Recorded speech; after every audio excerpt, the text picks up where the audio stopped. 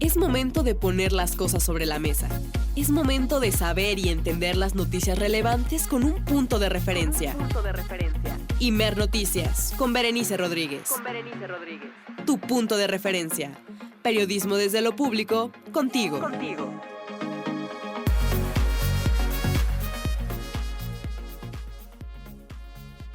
Muy buenas tardes, es la 1 en punto hora del centro de nuestro país y estás escuchando Imer Noticias, tu punto de referencia, segunda emisión.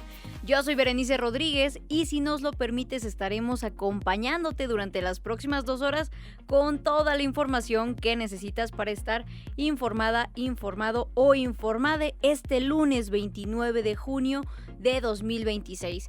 Y hoy queremos que nos ayudes a contestar la pregunta del día, que es: ¿tú te consideras de izquierda o de derecha? Hablando políticamente, claro. Como siempre te leemos en las redes de Imer Noticias y al 55 66 31 24 27.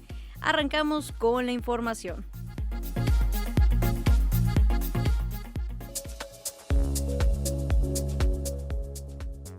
El gobierno federal inició el proceso de consulta para la nueva ley de pueblos originarios y afrodescendientes.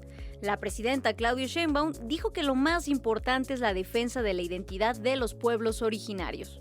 Y más allá del propio perdón, lo más importante para México es la identidad que representa para todas y todos los mexicanos el reconocimiento de los pueblos.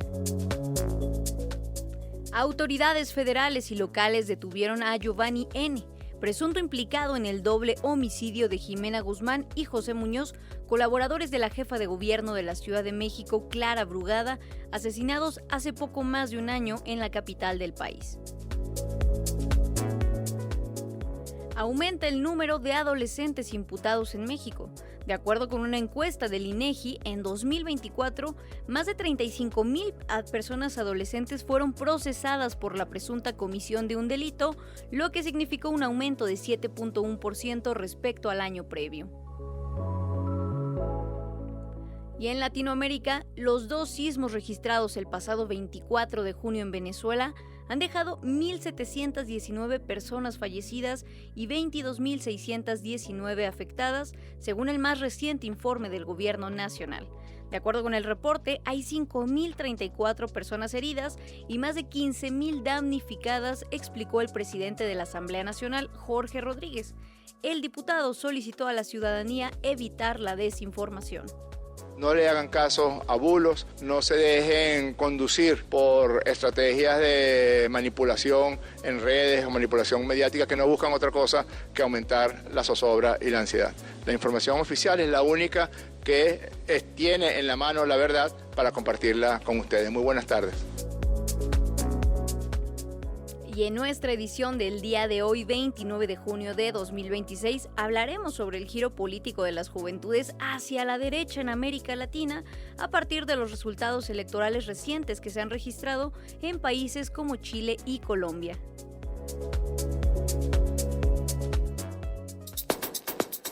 Mantén tu punto de referencia informativo. Imer Noticias con Berenice Rodríguez. Bienvenidas, bienvenidos, bienvenides a esta segunda emisión de Imer Noticias, tu punto de referencia, siendo ya la 1 de la tarde con 4 minutos, hora del centro de nuestro país. Como siempre queremos estar en contacto contigo y que te comuniques en nuestras redes sociales. Nos encuentras en Facebook, en Instagram y en Twitter, ahora X, como Imer Noticias. De igual forma nos puedes ayudar a contestar la pregunta del día de hoy, que es: ¿tú te consideras de izquierda o de derecha? Lo puedes hacer con un mensaje de texto o una nota de voz al 55 66 31 24 27 y estaremos compartiendo tu respuesta, comentario o saludo a lo largo de esta transmisión. Como siempre, antes de arrancar con todas las noticias, agradecer del otro lado de la cabina en producción a Sofía Gutiérrez, en operación Jorge Jaramillo, en redacción a nuestro equipo Jessica Leal, Jessica Martínez, Fernanda López, y en redes también a Ariel Escalante y Lulú Zamudio, y a todo el Sistema Nacional de Noticiarios y el equipo que conforman Imer Noticias, y también a ti que nos estás sintonizando este lunes 29 de junio. Antes de comenzar, tenemos un paréntesis, ya que tenemos acá un regalo que, como siempre, nos dejan para ustedes, que en este caso es un libro que se titula Reflexiones sobre dilemas éticos en la práctica médica, tomo 1, y el coordinador de este ejemplar es Octavio Rivero Serrano. Un libro que habla, evidentemente, sobre medicina y salud. Si tú quieres este ejemplar, que ha sido editado por la Universidad Nacional Autónoma de México, comunícate con nosotras y nosotros al 55 66 31 24 27 y este libro, Reflexiones sobre dilemas éticos en la práctica médica, será tuyo. Ahora sí, nos vamos con toda la información del día de hoy.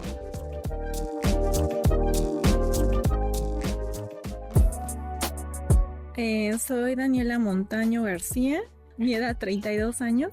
La verdad, yo podría decir que en este punto de mi vida ya no me inclino ideológicamente hacia la derecha o hacia la izquierda. Más que nada, lo que definiría mi inclinación política sería pues la libertad, y la autonomía de las personas, y que no se velen por los intereses solamente de la gente, pues, de diferentes estratos como sociales, ¿no? Sino que seamos todos, ¿no?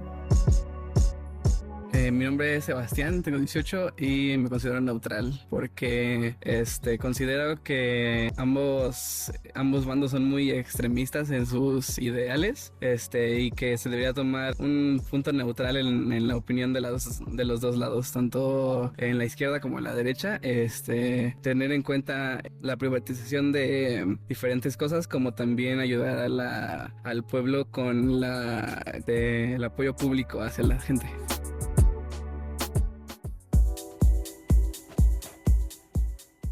Ya escuchábamos ahí algunas respuestas a nuestra pregunta del día de hoy. ¿Tú te consideras de izquierda o de derecha? Este es un tema fundamental y muy importante que abordemos porque de hecho en los últimos años América Latina ha experimentado todo un giro político hacia la derecha en varios países, impulsado también por temas de seguridad, de economía y desencanto con las y los votantes jóvenes desempeñando un rol clave. El panorama es complejo y varía según el país y su contexto. Jessica Leal nos tiene toda la información. Figuras como Javier Milei en Argentina, Nayib Bukele en El Salvador o Daniel Noboa en Ecuador han captado atención significativa entre la generación Z y los millennials, atraídos por discursos antisistema, mano dura contra la inseguridad y promesas de cambio económico frente al desencanto con gobiernos de izquierda. Algunos estudios indican que en más de la mitad de los países latinoamericanos, las personas menores de 40 años se ubican en el espectro político hacia la derecha o centro-derecha, aunque muchos no se consideran ideológicos y priorizan temas prácticos como empleo, seguridad y costo de vida sobre etiquetas ideológicas. Este patrón es más notorio entre quienes no tienen memoria directa de los gobiernos autoritarios del pasado, y es que las y los jóvenes latinoamericanos no tienen memoria directa de dictaduras militares y han vivido frustración con gobiernos tradicionales, incluidas administraciones de izquierda. En varios países de América Latina, donde muchas veces la política se centra en líderes individuales, se ha observado que jóvenes, a menudo de clase media, se han desencantado con partidos de izquierda o centroizquierda por la falta de resultados inmediatos perceptibles. Según el estudio, el panorama partidista de América Latina se desplaza a la derecha de la Fundación Konrad Adenauer. Muchos jóvenes no se definen principalmente por ideología, sino que desean mejoras tangibles en cuestiones cotidianas como el empleo, la seguridad y el costo de vida. En Brasil, por ejemplo, Reuters reportó un aumento de apoyo de jóvenes hacia opciones más conservadoras, especialmente por frustración económica y corrupción. Las y los jóvenes votantes, así como la difusión de determinados contenidos en redes sociodigitales, están acelerando aún más el giro a la derecha. Según la encuesta Juventudes, asignatura pendiente de la Friedrich Ebert Stiftung, aunque muchos jóvenes apoyan agendas progresistas en temas como paridad de género, persiste división por género, mujeres más a la izquierda, hombres a la derecha y también por clase social.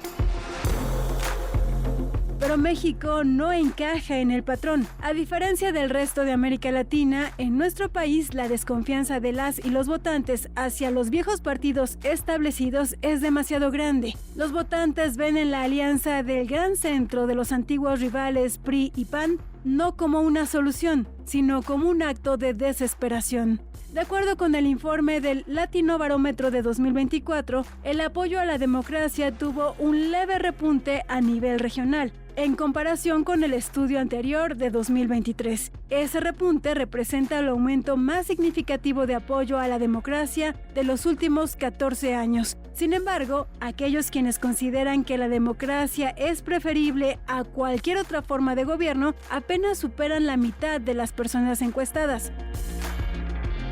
Se aprecia un perfil etario nítido en el apoyo a la democracia. A mayor edad, mayor apoyo, pues en los mayores de 60 llega al 56%, mientras que en los menores de 25 es de un 45%. El autoritarismo aumenta a menor edad, desde un 13% entre los mayores de 60 años al 21% entre los menores de 25 años.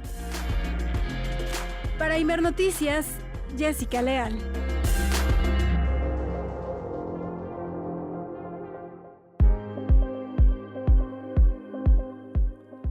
Efectivamente, como ya lo escuchábamos en esta cápsula de nuestra compañera Jessica Leal, es un tema que, insistimos, está dando un retrato de lo que también está sucediendo con las juventudes en América Latina, aunque no exclusivamente en este continente, sino en todo el mundo. Hemos visto también el avance de las ultraderechas, de la derecha en Europa, y que también han sido grupos de jóvenes los que han representado un apoyo importante hacia estos movimientos políticos de derecha con cortes cada vez más extremistas. Hay que reconocerlo y hay que decirlo. Y precisamente para conocer más detalles acerca de esta realidad, nos lanzamos ahora en Imer Noticias, tu punto de referencia, con el doctor Jaime Ortega Reina, profesor investigador en el Departamento de Política y Cultura de la UAM Xochimilco, también politólogo y latinoamericanista.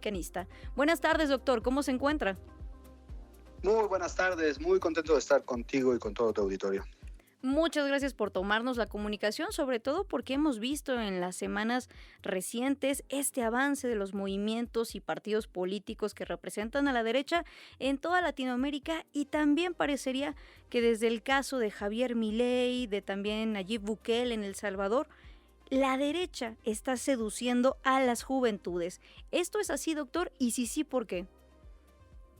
Hay un movimiento generalizado de sectores importantes de la juventud que efectivamente se están viendo atraídas por un discurso securitista, es decir, de que las penas máximas son lo que van a reducir los índices de criminalidad, o bien responden a los últimos resquicios de esa mentalidad neoliberal de la competencia, ¿no? de echarle ganas, del mérito.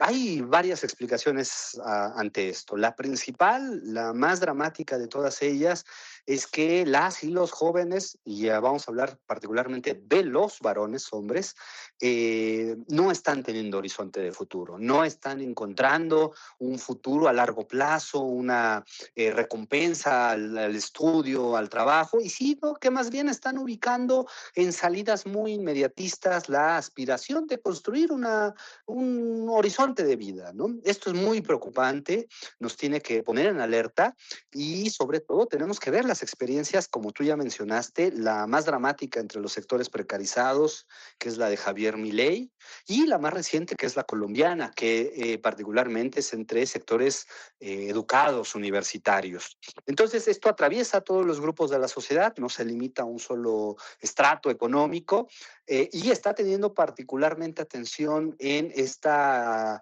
escasa idea de futuro que priva en las sociedades contemporáneas.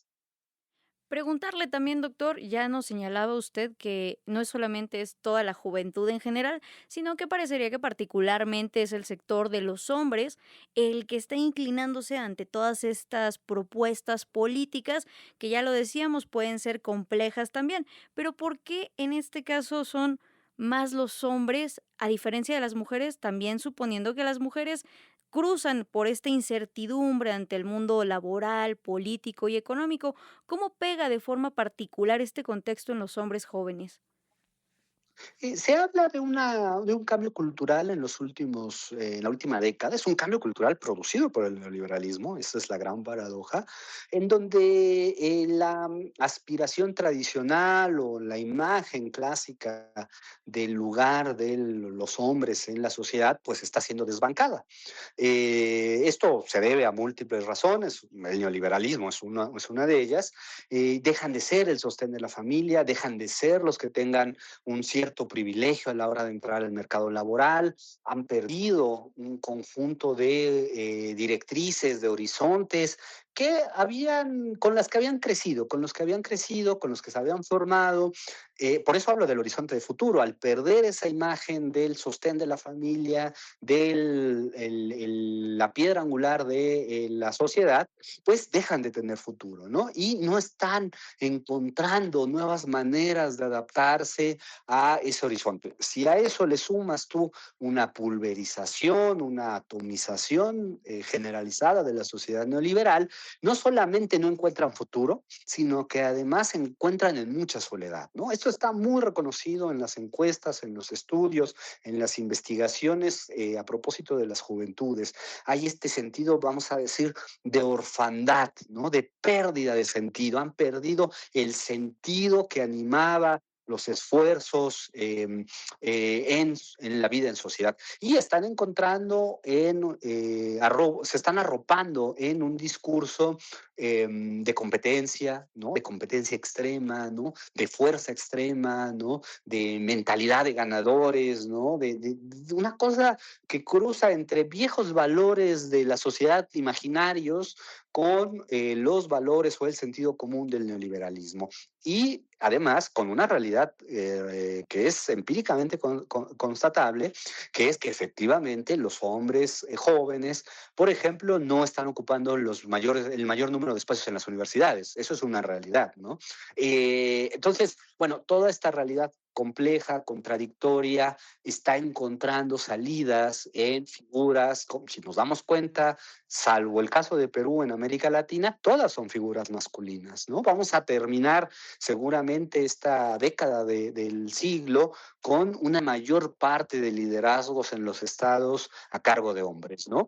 Y eso te habla que hay una contratendencia a ese cambio cultural en donde las mujeres estaban ganando un mayor espacio, ¿no? Es una situación contradictoria porque las mujeres van a seguir ganando espacio, van a seguir en el mercado laboral, van a seguir, digamos, obteniendo estos nuevos derechos, pero paradójicamente vamos a encontrar una contrarrespuesta en sociedades que se van a afincar en este tipo de liderazgos tan, pues vamos a decir, contradictorios en sí mismo ellos, ¿no? Como los de un Milei, como los de un Kass, como los de un Bolsonaro, que, bueno, están apuntando a un mundo que ya no existe en realidad, ¿no? Un mundo que ya no existe y también como ya lo señalaba doctor Jaime Ortega Reina, profesor investigador en el Departamento de Política y Cultura de la UAM Xochimilco, el neoliberalismo nos arrebató tanto a las juventudes que hasta el horizonte del futuro nos ha quitado en este momento. Preguntarle, ya que hacíamos esta pues diferencia entre lo que está sucediendo con las mujeres jóvenes y los hombres jóvenes en toda Latinoamérica, ¿dónde están entonces las mujeres en este momento y qué papel juegan? Ya lo mencionaba en todas estas figuras masculinas de la derecha en nuestro continente. ¿Qué papel juegan los símbolos que también hay detrás del machismo, la violencia, también una masculinidad tóxica, un lenguaje agresivo? O sea, veíamos, por ejemplo, que en la última elección de Colombia, el candidato de la derecha, del Espriella, pues se llamaba a sí mismo el tigre, ¿no? Y esto había sido replicado también en otras figuras previamente. ¿Qué papel juegan también los símbolos y dónde están las mujeres, doctor? Bueno, comenzaría por lo segundo. Las mujeres están insertas en el mercado, están ocupando la mayor parte de los espacios universitarios, están viviendo este cambio cultural, que es un cambio, insisto, producto del neoliberalismo, ¿no? No es ajeno a esa dinámica, se están insertando a partir de sus luchas, de sus organizaciones, en una compleja trama que nos legó el neoliberalismo, ¿no? Y no se van a ir. Las cosas cuando suceden en este calado de la sociedad no regresan a un estado anterior, ¿no? Eso es imposible que vuelva a suceder. Las mujeres no van a volver al espacio privado, las mujeres no van a ser solamente amas de casa, madres. Ese mundo, insisto, se acabó, ¿no?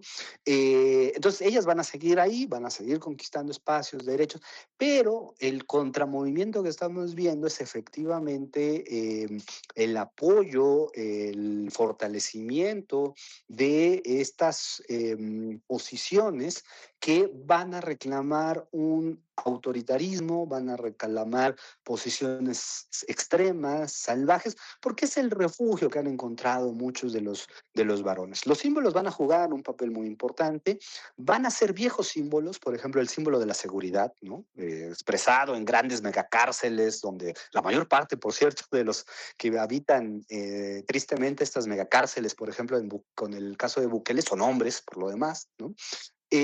Vamos a ver símbolos de esta violencia, ¿no? De este tono de absoluta confrontación, ¿no? De burla, de misoginia, que van a encontrar, y esto es lo preocupante, a un sector joven masculino y también a sectores ya ahí de otras edades y de todos los géneros que también van a replicar. De otra manera no se entiende su éxito, ¿no? El éxito no proviene solo de estos hombres que han sido arrojados, digamos, de un cierto lugar de privilegio, ¿no? Impacta en otras figuras.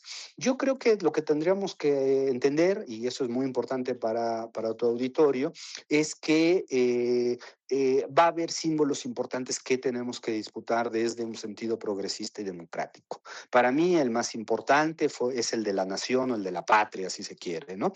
Vimos como en Colombia, tú mencionaste bien ese caso, el candidato de la derecha ganó el discurso de la patria, ¿no? Y su lema era por la patria, ¿no? Entonces yo creo que ese tipo de símbolos que nos están quedando tras el derrumbe del neoliberalismo son muy importantes. No tenemos que tener miedo a disputarlos, son significativos, ¿no? Como puede ser la idea de una familia, de que puede haber múltiples variantes de la familia, ¿no? De la comunidad, de la seguridad. Todos esos tenemos que, son símbolos que los pensamientos progresistas de avanzada, democráticos, plurales, tienen que disputar, ¿no? Sin ningún temor, sin ningún miedo, porque ahí se juega el futuro de nuestras sociedades, como estamos viendo en este momento.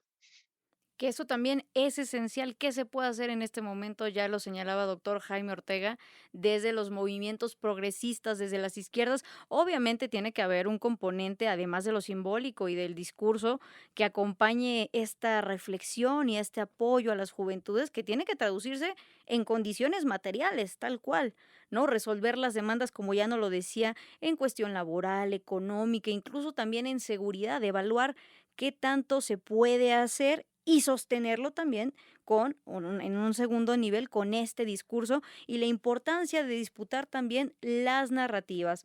Doctor Jaime Ortega Reina, profesor investigador en el Departamento de Política y Cultura de la UAM Xochimilco, muchas gracias por esta reflexión que nos comparte con toda la audiencia de Imer Noticias en este momento en el cual parecería que el péndulo en Latinoamérica está virando otra vez. Muchas gracias y buenas tardes, doctor. Buenas tardes, hasta luego.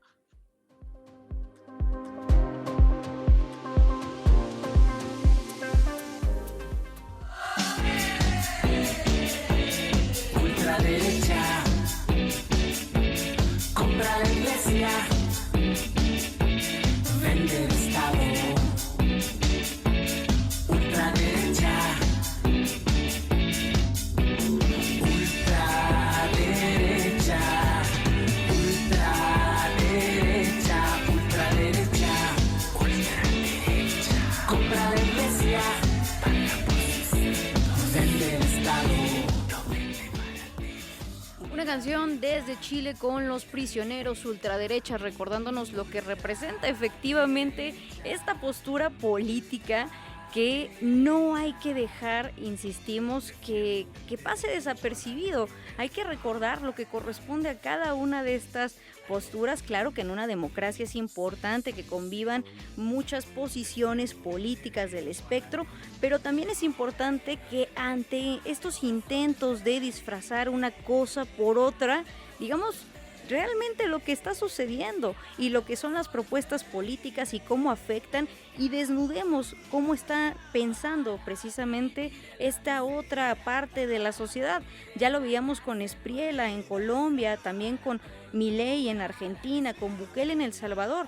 Su discurso está ahí, por más que digan que hablan de libertad y de otro tipo de símbolos, pues nos estamos dando cuenta en la práctica, por ejemplo, que en Argentina el recorte vino no para las élites, no para el gobierno, sino para toda la parte presupuestal social, en materia de salud, en materia de educación. En Chile también, con el gobierno de José Antonio Kast, están golpeando nuevamente a las y los estudiantes, vamos, de manera simbólica y también literal, hay que decirlo, hay represión. Entonces, recordemos y tengamos presente qué hay detrás de todos estos personajes que se venden como ajenos a la política. Veamos un poco más allá, y esa es la invitación con esta canción Ultraderecha de Los Prisioneros. 1:25 de la tarde, vamos a una pausa y regresamos.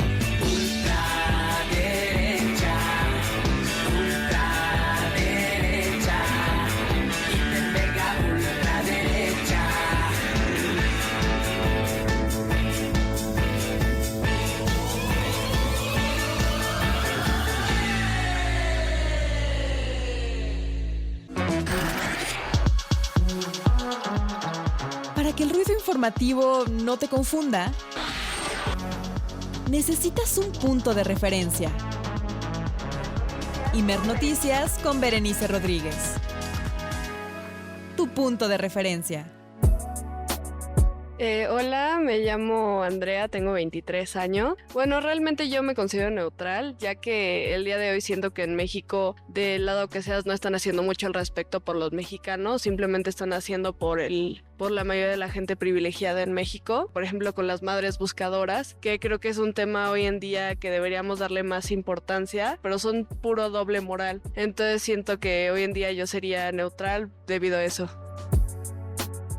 Hola, mi nombre es Sophie, tengo 18 años, me considero una persona que es más neutral, sobre todo por justo la desigualdad que hay.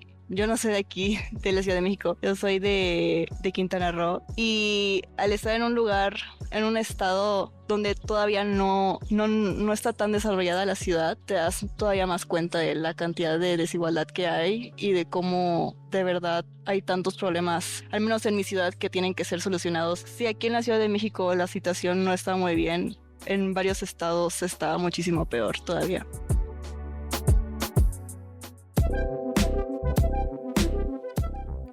Ya escuchábamos más respuestas a nuestra pregunta del día de hoy, que te la recuerdo es: ¿tú te consideras de izquierda o de derecha?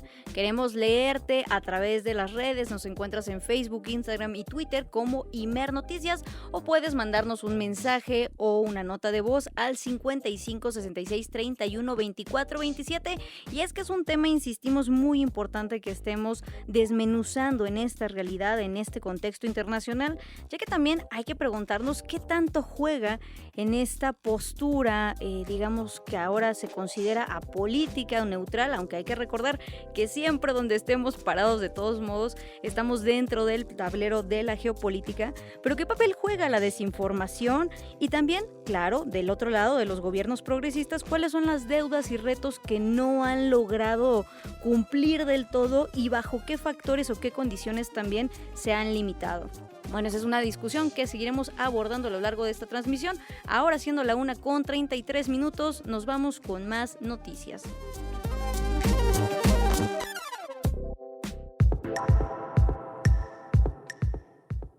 La presidenta Claudia Sheinbaum firmó con los representantes del Consejo Nacional de Pueblos Indígenas la convocatoria para la consulta de la Ley General de Pueblos Indígenas y Afromexicanos. Se prevé que esta consulta se lleve a cabo en más de 16.700 comunidades registradas en el Catálogo Nacional de Pueblos y Comunidades Indígenas y Afromexicanas. Toda la información con nuestra compañera Sofía Cruz. Sofía, buenas tardes. ¿Qué tal, Berenice? Buenas tardes, así es, pues la presidenta Claudia Sheinbaum firmó esta mañana con los representantes del Consejo Nacional de Pueblos Indígenas la convocatoria para la consulta de la Ley General de Pueblos Indígenas y Afromexicanos.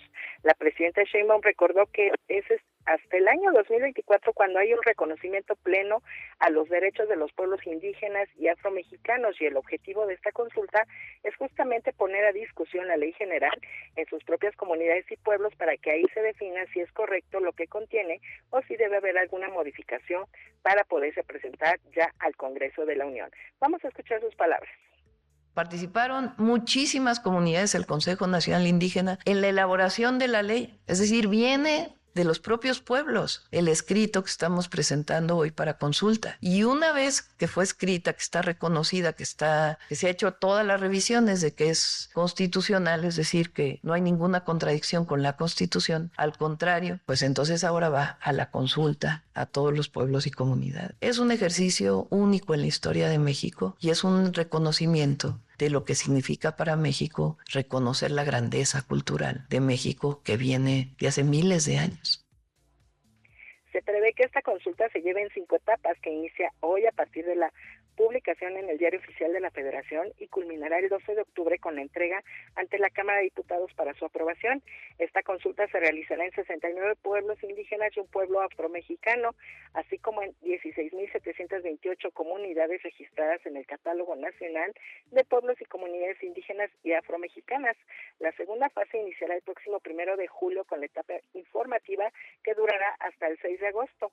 La etapa 3, que es la deliberativa, será del 6 de agosto al 13 de septiembre, en donde se realizarán 82 asambleas regionales de consulta, y la etapa 4, que es de estudio y adecuación de la iniciativa, será del 21 de septiembre al 11 de octubre. Finalmente, la etapa 5 será el 12 de octubre con la entrega ante la Cámara de Diputados. Esta ley contempla 453 artículos y el cuadernillo informativo para las comunidades está traducido a las 68 lenguas indígenas que se hablan en nuestro país. Por otra parte, Berenice, comentarte que la presidenta Claudia Sheinbaum recordó que México siempre le abre las puertas al mundo entero. Todos son bienvenidos y bien recibidos por los mexicanos, con su hospitalidad y alegría al hablar de lo que ha caracterizado a México siempre y especialmente en el Mundial de Fútbol, pues es así como se ha dado a conocer en el mundo entero. De tal manera, la presidenta Sheinbaum aseguró que México debió haber sido la única sede del Mundial de Fútbol, tal como se ha hecho en algunos comentarios, a lo que la presidenta respondió: sí, la verdad es que sí, queremos a Estados Unidos y a Canadá, pero nada como vivir el Mundial en México. Reprochó que la derecha y los opositores lo que promueven es que México está muy mal en todos los sentidos, pero resulta que todo mundo quiere venir a México. Vamos a escuchar sus palabras.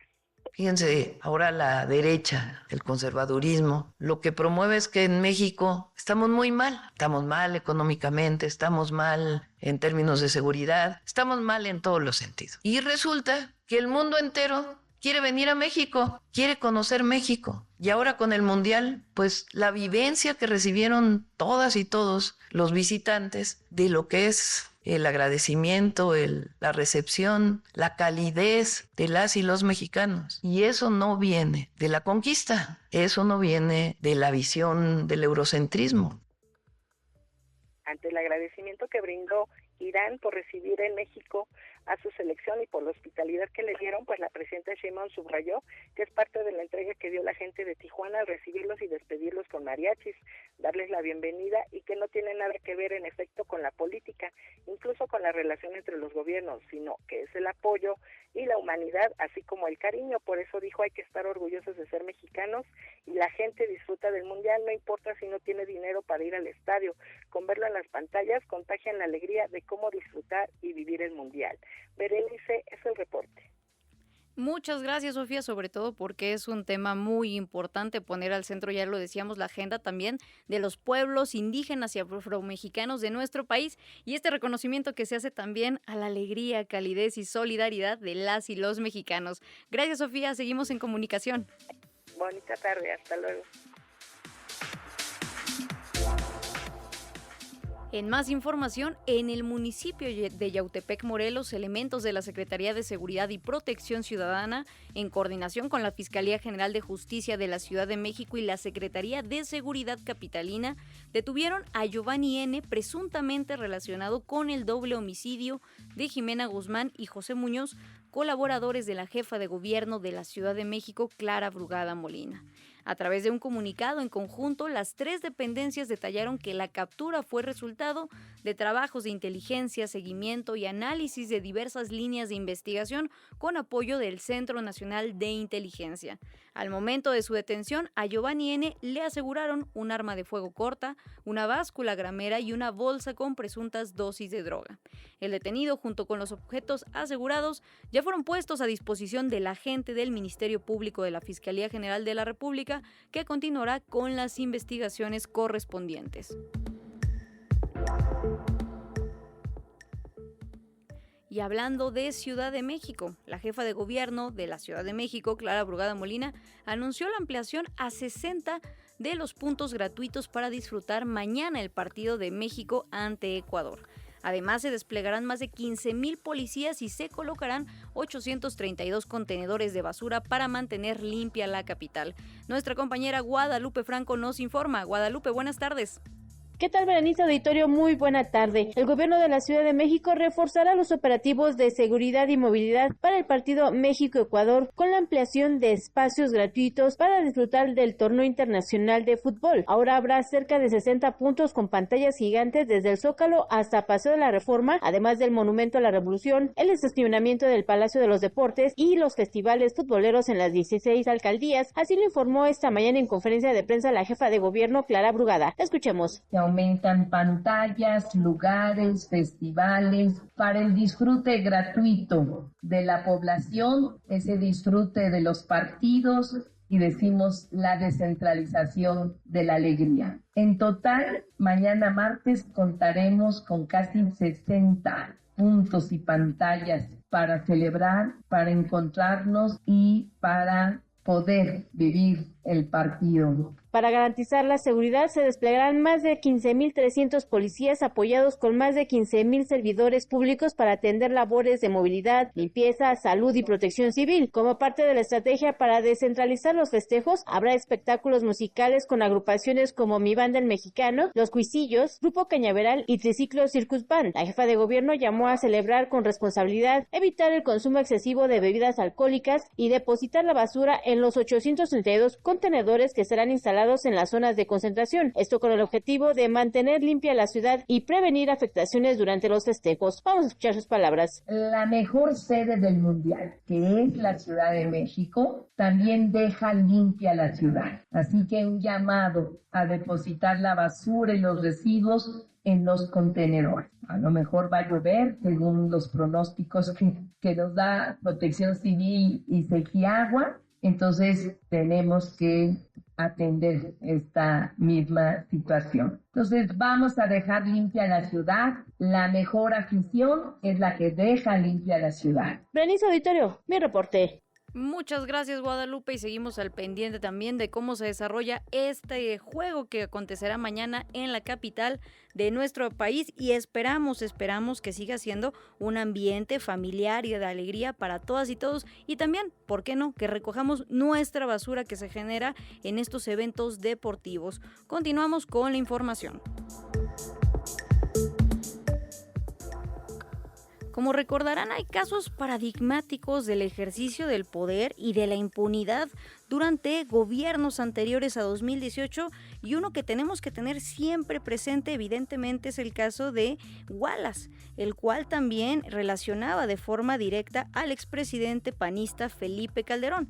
Y es que ahora Brenda Quevedo Cruz, implicada en el caso Wallace, anunció el cambio de representación jurídica y la presentación de 3 amparos para lograr su libertad.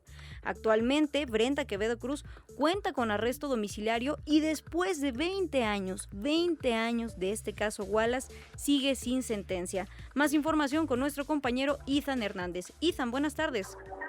Buenas tardes, a ti y a todo tu auditorio. Nos encontramos en las inmediaciones de la Comisión de Derechos de la Ciudad de México, en donde abogados, académicos, periodistas y activistas de derechos humanos anunciaron la construcción de red de solidaridad internacional para el caso de Brenda Quevedo. El principal objetivo de esta organización es la libertad y reparación del daño moral de la imagen de Brenda. En este sentido, la nueva representación jurídica anunció que presentaron 3 amparos nuevos y acusan a la parte acusadora, valga la redundancia, de prolongar innecesariamente el juicio y los jueces de colaborar con ese alargue, evaluando incluso recurrir al Tribunal de Disciplina. Escuchamos a Carla Michel, abogada del caso. No hay una explicación posible de cómo una persona, en este caso una mujer, puede pasar casi la mitad de su vida privada de su libertad. Hoy permanece en arresto domiciliario con una serie de restricciones absolutamente absurdas, desproporcionadas. No solamente no puede salir de su domicilio, un departamento de 80 metros cuadrados, también tiene un brazalete electrónico y adicionalmente tiene un convoy, me gustaría decir que 1 o 2 elementos, pero es un convoy de la Guardia Nacional afuera de su domicilio. No puede trabajar, no puede reconstruir su proyecto de vida, no puede recuperar el tiempo perdido. Y todo esto, insisto, sin ser sentenciado. Y perdón que sea repetitivo, pero es que resulta ser altamente escandaloso. Los activistas y abogados acusan que no hay un argumento jurídico razonable para sostener el caso y que también hay un costo político de los responsables que todavía continúa trabado por ello. En ese sentido, Brenda Quevedo acusa que sufrió un secuestro por parte del Estado mexicano. Escuchamos. Nadie debería de sentirse secuestrado por el Estado, porque se supone que el Estado es quien debe de garantizar la seguridad y la impartición de justicia. Y en justificación a una investigación, a esta supuesta impartición de justicia, generan más injusticia a más gente. Además, la defensa aseguró que la sentencia del año pasado de la Suprema Corte de Justicia de la Nación del caso Juana Hilda no ha tenido efecto ni repercusión en el caso de Brenda Quevedo, que sigue 20 años sin sentencia y denunciando que sufrió tortura física, psicológica y sexual. Actualmente Brenda cumple arresto domiciliario en un departamento de menos de 100 metros cuadrados y espera las resoluciones siguientes en su caso, que continúa, según ella, trabada. Hasta aquí mi información, Bere. 20 años sin sentencia, se dice fácil, pero es toda una vida y esperamos que pronto puedan encontrar una solución efectiva a este caso que ya lo decíamos, en el cual la impunidad es un componente esencial, en el que le han arrebatado 20 años de vida a Brenda Quevedo Cruz por el caso Wallace. Ethan, seguimos en comunicación. Buenas tardes. Seguimos informando desde las calles.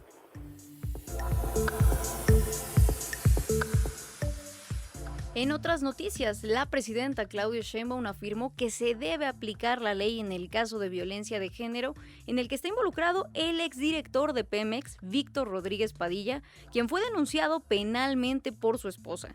La mandataria advirtió que no habrá impunidad en la violencia contra las mujeres y que no protegerá a nadie. Personalmente no, fue la Secretaría de las Mujeres quien entró en comunicación con la víctima y que se aplique la ley, todo el peso de la ley. Nosotros no vamos a proteger a nadie frente a un acto como estos. Entonces tiene que entrar la Fiscalía de Morelos, porque fue en el estado de Morelos. Entonces es un delito estatal y tiene que aplicarse la ley, porque no puede haber violencia contra las mujeres. Aquí no es que es conocido de uno y entonces se aplica algo distinto, no. Que se aplique la ley y que la Fiscalía de Morelos determine pues cuál es la sanción penal que debe tener este caso. Y ya que hablábamos con lo de Wallace acerca de las heridas que dejó el sexenio de Felipe Calderón Hinojosa en nuestro país, la Fiscalía General de la República tiene que llegar hasta las últimas consecuencias de la investigación que reabrió sobre la muerte de 49 bebés en el incendio de la guardería ABC de Hermosillo, Sonora, ocurrido en junio de 2009, afirmó la presidenta Claudia Sheinbaum.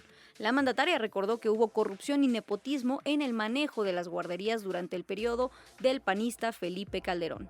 Y en el caso de las guarderías, en vez de que el Instituto Mexicano del Seguro Social siguiera construyendo guarderías como institución pública, se subrogaron. Primero se subrogaron sin una normatividad estricta, es decir, la normatividad que aplicaba para las guarderías del IMSS no fue aplicado para las guarderías subrogadas. Por eso se construyeron en espacios que no tenían la protección civil necesaria. Entonces el esquema era, el IMSS le pagaba a un privado y el privado se encargaba de cuidar niños. ¿En qué lugares? Cualquier lugar. Y eso, entre otras cosas, llevó lamentablemente a la tragedia de la guardería ABC.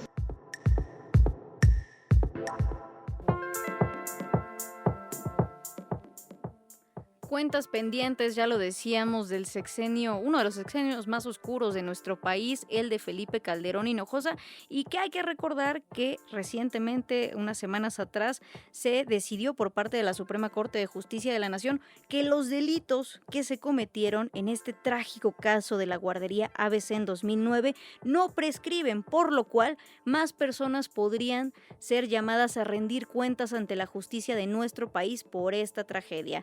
Es la 1 de la tarde con 49 minutos ya y cambiamos de tema en Imer Noticias. En México, durante 2024, más de 35,000 personas adolescentes fueron procesadas por la presunta comisión de un delito. La cifra representa un aumento de 7.1% respecto a 2023. A una década de la reforma en materia penal para adolescentes en conflicto con la ley, el INEGI presentó los resultados del programa Estadísticas sobre personas adolescentes en conflicto con la ley, que muestra una radiografía del panorama que enfrentan las y los adolescentes acusados de algún delito. Toda la información de nuestra compañera Fernanda López en voz de Sofía Gutiérrez. Durante 2024, 35,193 personas adolescentes fueron imputadas por la presunta comisión de un delito. Esto de acuerdo con datos de las estadísticas sobre personas adolescentes en conflicto con la Ley 2026, publicada por el INEGI. De acuerdo con el estudio, la cifra presenta un aumento de 7.1% respecto a 2023 y de 55.4% en comparación con 2021, año con el número más bajo de personas adolescentes imputadas. La estadística señala que 14 estados superaron la tasa a nivel nacional de 259 personas imputadas por cada 100,000 personas adolescentes. Entre las más altas se ubicaron Aguascalientes, Nuevo León, Sonora y Ciudad de México. Estos son algunos de los principales resultados de la encuesta. De cada 100 personas adolescentes imputadas por la presunta comisión de un delito, 8 fueron hombres. Del total de 27,912 víctimas registradas en carpetas de investigación, 6 de cada 10 fueron mujeres. Al cierre de 2024, había 4,095 personas adolescentes con alguna medida de sanción, 64.3% con medida no privativa de la libertad y 35.7% con alguna medida privativa o restrictiva de la libertad. En 2024, 1,562 personas adolescentes ingresaron a centros de internamiento estatales. 9 de cada 10 fueron hombres. Desde 2011, el delito de lesiones se mantiene como el más frecuente entre los adolescentes en conflicto con la ley, seguido por robo, amenazas, abuso sexual y narcomenudeo. ¿Qué lleva a una persona adolescente a cometer actos delictivos? De acuerdo con la Organización Mundial de la Salud, algunos factores de riesgo ligados a la sociedad y personas cercanas son escasa vigilancia y supervisión de los niños por parte de sus padres, implicación escasa de los padres en las actividades de los niños y el consumo de sustancias o criminalidad por parte de los padres. Con información de Fernanda López, para Imer Noticias, Sofía Gutiérrez.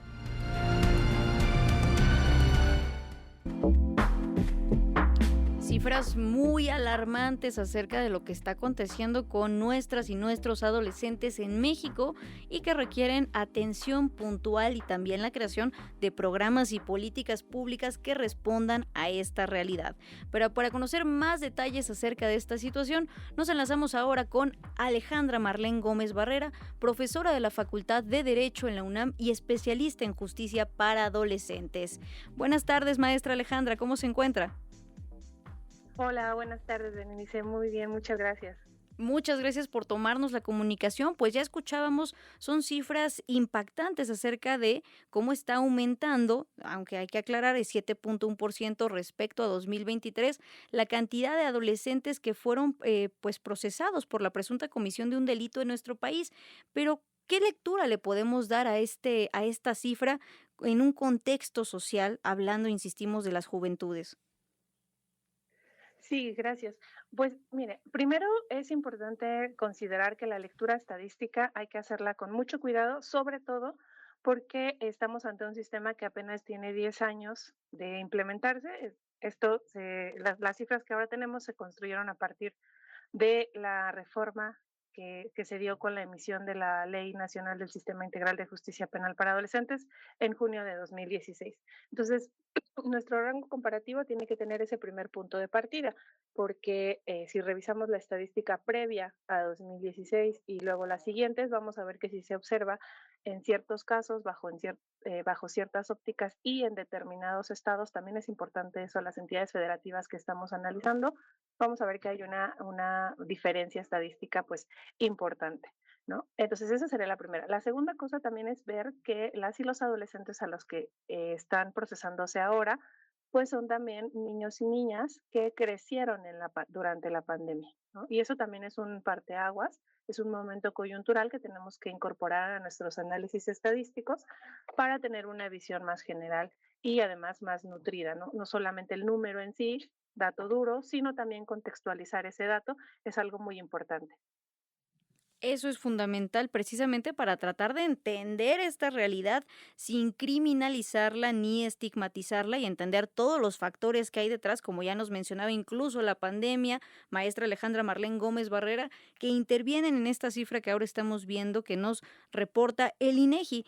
También preguntarle ¿cómo impacta estos procesos también en las y los adolescentes de nuestro país? Es decir, terminar o ser procesados por una presunta comisión de un delito, ¿cómo interviene en su desarrollo como personas? Claro, tenemos que identificar que hay diferentes momentos, ¿no? Primero, por ejemplo, tenemos a los adolescentes que entran en contacto porque son detenidos en la agencia ministerial y ojo, ser puesto a disposición en una agencia ministerial no necesariamente te hace responsable de un delito. Eso es muy importante porque a veces se piensa que son los mismos datos que comisión de delito, que ser puesto a disposición. Entonces recordemos que la puesta a disposición ante el Ministerio Público es un primer momento, luego ante el juzgador es otro momento, luego ya el procesamiento es otro momento y la sentencia es otro momento, ¿no? Entonces hay que tener en consideración todas esas cosas porque una de las cosas que ya la comunidad internacional y todo un grupo de expertas y expertos en diversas ciencias, en ciencias de la salud, en ciencias del desarrollo, en neurociencias, en antropología social, en sociología y también en derecho, desde luego, se ha visto que el ser puesto a disposición, el ya estar en contacto con la ley, ya es parte de la estigmatización, ¿no? Ya empieza a vivirse un estigma del crimen y eso también empieza a ver, por ejemplo, cómo se relacionan las y los adolescentes en sus propios grupos sociales, en la escuela, en la comunidad, con su familia. Entonces, todo eso es una de las cosas que se quiere evitar, justo como bien lo señalabas hace un momento, el tema de la estigmatización y la criminalización de ser jóvenes, de ser adolescentes.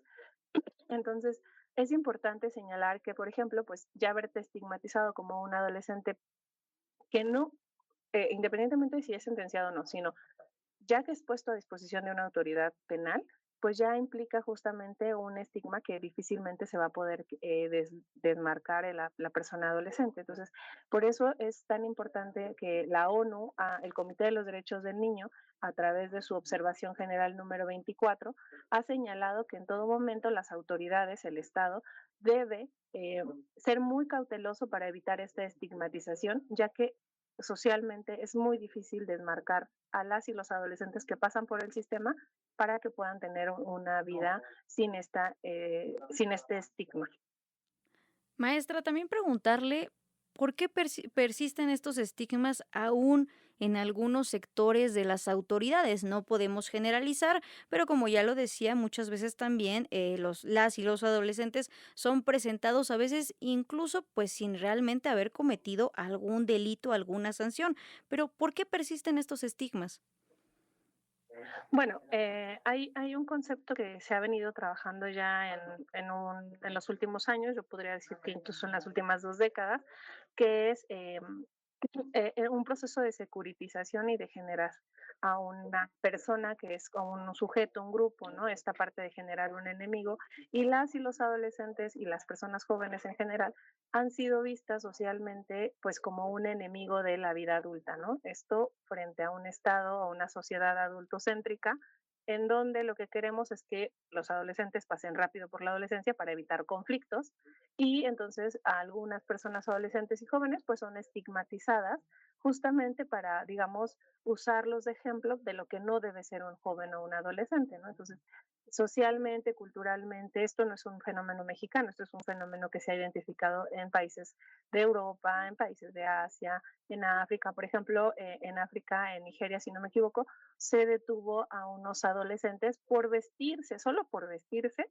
como los personajes de una serie eh, de televisión en donde pues narraban la vida de unas personas que se dedicaban a delinquir, ¿no? O sea, solo por usar la ropa los detuvieron. Obviamente los liberaron, pero ya el estigma de haber sido una amenaza social, pues ya está ahí presente, ¿no? Entonces, hay que revisar como sociedad cómo nos relacionamos con las y los adolescentes, qué tanto estamos participando con ellos, qué tanto estamos escuchándoles, qué tanto estamos, ahorita mencionaste una palabra que me parece fundamental, que es qué tanto les estamos entendiendo, ¿no? En su nueva construcción del mundo, en sus interacciones, en sus relaciones, en sus afectos, en su agencia social, su participación social.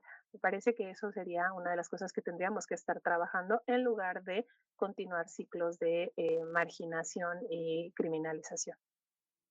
Estamos conversando con la maestra Alejandra Marlene Gómez Barrera, profesora de la Facultad de Derecho de la UNAM y especialista en justicia para adolescentes. Maestra, esto que nos mencionaba pues es muy importante, como ya lo decíamos, comprender lo que viven las juventudes y tratar también de entender de dónde vienen todas estas acciones.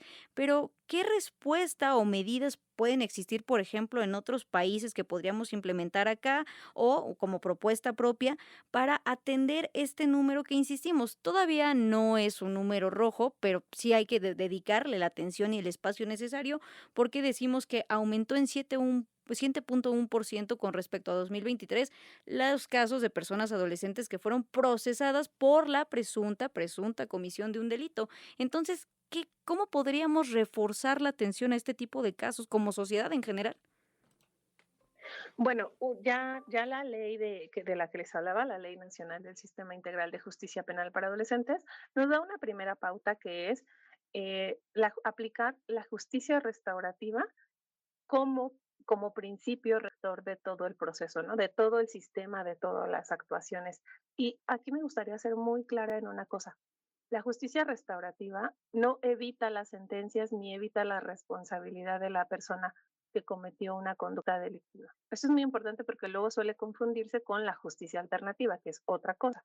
Pero la justicia restaurativa busca involucrar a las personas que sufrieron el daño, tanto la persona que lo provoca como la persona que lo vive, y buscar construir una transformación. Ya también la Ley General de Víctimas de nuestro país de 2007 nos da una pauta importante para la justicia, que es que debe ser una justicia transformadora, es decir, que transforme la realidad, no que transforme la vida mágicamente de las personas, sino que sea un proceso de justicia que atienda las necesidades de las personas y que responda a una transformación, que responda con una acción que evite que las causas del delito continúen y se repita, ¿no? Entonces, eso me parece que es muy importante. Ahora, eso es algo que se requiere muchísimo trabajo, tanto institucional como de la sociedad, porque no es nada más que el Estado quiera cambiar algo, sino también en la cultura, ¿no? Pero sí es muy importante señalar que la justicia restaurativa tiene 3 ejes fundamentales, que son la responsabilidad por la conducta, la reparación del daño, ¿no? Y esto no tiene que ver con un componente, no tiene que ver solo con un componente económico, tiene que ver con algo mucho más profundo, ¿no? Algo de relaciones sociales, incluso de relaciones más próximas, ¿no? Como la que una persona puede tener con su entorno primario. Y luego viene la reinserción social. Y esa parte es muy importante porque la reinserción social no solo es de la persona que comete el delito, sino también de la persona que sufre el daño, ¿no? Porque la persona que sufre el daño también ve afectadas sus interacciones sociales, sus relaciones, su vida, su seguridad, su percepción, su psique, su estabilidad. Y entonces también eso se tiene que atender muchísimo más allá de que haya una sentencia condenatoria o no. Entonces, por eso me parece que la justicia restaurativa es una buena vía para poder transformar eso y justamente evitar, porque recordemos que el sistema que actualmente tenemos en México, una de sus finalidades es evitar la comisión de delitos, ¿no? Es decir, evitar la reincidencia, que estos adolescentes que pasan por el sistema, pues no regresen al sistema de adolescentes, pero tampoco al de adultos. Y entonces eso es muy importante porque si no transformamos la realidad, la sociedad, las comunidades, pues en realidad no vamos a cambiar nada y lo único que vamos a enfrentar es que se van a ir acumulando estos números, ¿no? Y entonces me parece que esa propuesta, ojo, tampoco es una propuesta original de México, es una propuesta que se ha construido desde 1990 en la comunidad internacional, en los trabajos de la ONU para la prevención del delito. Entonces, pero México la retomó aquí y no es México el único país que la tiene en su ley de justicia para adolescentes, varios países de América Latina la han ido incorporando. Y bueno, sirva de un poco el anuncio y el comercial. Una de las cosas que hago es colaborar en el Observatorio Latinoamericano de Justicia Penal para Adolescentes, que ustedes pueden encontrar en la página en internet. Y esto aquí, pues lo que hacemos es ir monitoreando cómo van los sistemas de justicia para adolescentes en América Latina y el Caribe, ¿no? Entonces, si alguien quiere tener más información, pues también puede consultar ahí qué está pasando, por ejemplo, en el caso de El Salvador, que se permite ahora ya la cadena perpetua, la prisión perpetua para adolescentes, ¿no? Contrario a lo que señala la ONU en la Convención de los Derechos del Niño. Y, por ejemplo, lo que pasó también en Perú, que en Perú se hizo una reforma en donde se podía sentenciar a un adolescente como adulto en ciertos casos. ¿Y qué pasó? Pues es que ahí la Corte Suprema de Perú señaló que esa reforma era inconstitucional, era inconvencional porque era contraria a los parámetros establecidos por la ONU en la Convención de los Derechos del Niño, ¿no? Entonces, esas, por ejemplo, pues podemos ver cosas cuando se propone aquí como estrategia en México, pues que se aumente la sentencia, que se reduzca la edad para responsabilizarles y que se les juzgue como adultos. Vamos a ver que, bueno, México tiene desde 1990 una serie de compromisos que impedirían esas reformas, por lo que justo tenemos que buscar otras estrategias, otras alternativas, y una que me parece a mí adecuada y que merece la pena ser explorada es la justicia restaurativa. Precisamente contra el sistema punitivista, la justicia restaurativa, porque como lo dice el nombre, para reparar el daño es necesario también primero entender y dimensionar qué fue lo que causó, qué fue lo que pasó y también cómo podemos evitarlo de forma positiva que se vuelva a repetir en nuestra sociedad. Maestra Alejandra Marlene Gómez Barrera, profesora de la Facultad de Derecho en la UNAM y especialista en justicia para los adolescentes, le agradecemos mucho esta plática con la audiencia de Imer Noticias y seguiremos desmenuzando este tema seguramente más adelante. Gracias y buenas tardes, maestra. Muchas gracias, buenas tardes, hasta luego.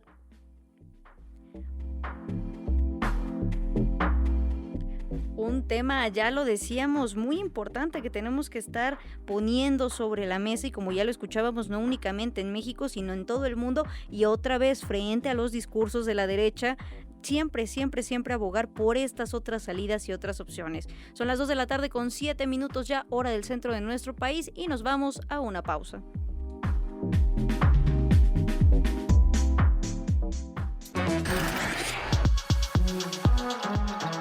Para que el ruido informativo no te confunda, necesitas un punto de referencia. Imer Noticias con Berenice Rodríguez. Tu punto de referencia. Continuamos en Imer Noticias, tu punto de referencia, siendo ya las 2 de la tarde con 11 minutos, hora del centro de nuestro país, y vamos con actualización de lo que acontece en Venezuela. La cifra de personas fallecidas en Venezuela tras los 2 sismos del pasado miércoles aumentaron este lunes a 1,719, según el último reporte oficial. El presidente de la Asamblea Nacional de Venezuela, Jorge Rodríguez, detalló que hay más de 5.000 personas heridas y casi 16.000 damnificadas. También anunció que se activó la línea de apoyo psicológico para toda la población. Los detalles con nuestra compañera Jessica Martínez. Los 2 sismos registrados el pasado 24 de junio en Venezuela han dejado a 1.719 personas fallecidas y 22.619 afectadas, según el más reciente informe del Gobierno Nacional. De acuerdo con el reporte, hay 5.034 personas heridas y más de 15.000 damnificadas, explicó el presidente de la Asamblea Nacional, Jorge Rodríguez. Que en este momento el 90% del servicio eléctrico en La Guaira ha sido completamente restituido. Fue muy afectado el servicio eléctrico en el estado de La Guaira, pero a esta hora el 90% del servicio eléctrico está completamente restituido. Acerca de el parte que diariamente damos, la cifra de personas que perdieron la vida asciende a 1.719, 5.034 personas heridas, hasta el momento 15.866 personas damnificadas y un total de afectados hasta este momento contabilizados en nuestros hospitales, en los hospitales de campaña, en los puntos de triaje de 22.619. 855 edificios han sido afectados. El funcionario anunció que se establecieron comisiones para evaluar edificios y la gestión de campamentos provisionales y además se activó la línea de apoyo psicológico a la población. Aquellas personas que requieran de apoyo psicológico, que requieran de la atención de profesionales de la salud mental, que se encuentran sumidas en la ansiedad o que tengan lo que se denomina desde el punto de vista psiquiátrico un síndrome de estrés postraumático o que tengan una situación de duelo por la pérdida de algún ser querido, no duden por favor en llamar al 0800 Ayuda 01. Allí se encuentran profesionales de la psicología y de la psiquiatría debidamente entrenados para acompañarlos.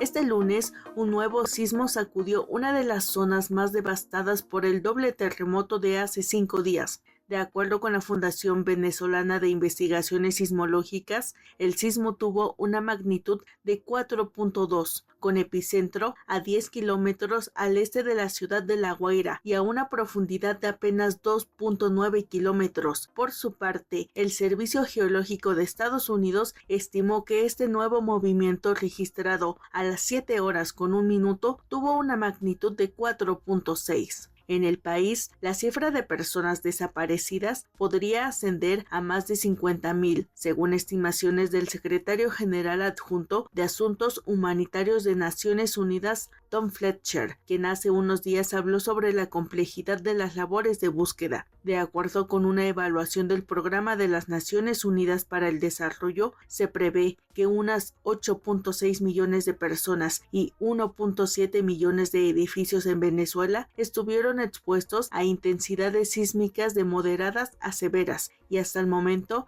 estiman $6.7 millones en daños económicos directos, equivalente al 6% de su Producto Interno Bruto. Adicionalmente, la UNICEF alertó que unos 680,000 niños se encuentran entre los 1.8 millones de venezolanos que necesitan ayuda humanitaria, ya que los daños a hospitales, escuelas y sistemas de agua agravan la situación de las familias afectadas que siguen fuera de sus hogares. Las labores de búsqueda entre los escombros continúan. El domingo se reportó el rescate con vida de 7 personas y a petición del gobierno venezolano, 44 equipos internacionales de búsqueda y rescate humano han desplegado a 2.245 especialistas y 140 canes de búsqueda para continuar con el rescate de los posibles sobrevivientes de estructuras colapsadas. Para IMER Noticias, Jessica Martínez. Y frente a ese contexto, la presidenta Claudia Sheinbaum reiteró su apoyo solidario con el pueblo venezolano e informó que México ya se prepara a coordinar el envío de más ayuda a través de un barco de la Secretaría de Marina. Escuchemos a la presidenta.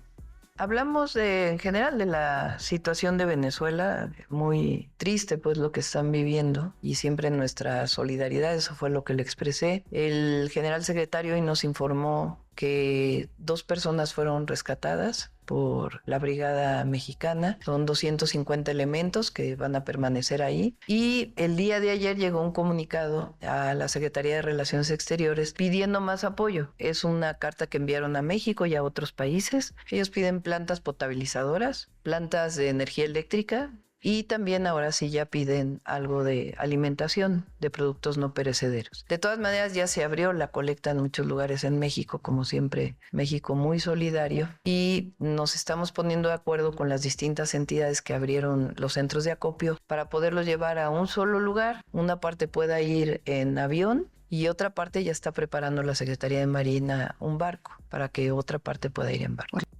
Asimismo, en Palacio Nacional aseguró que tras la llamada que sostuvo con la presidenta encargada en el país sudamericano, Delcy Rodríguez, en estos momentos el apoyo del gobierno mexicano es principalmente para atender la emergencia.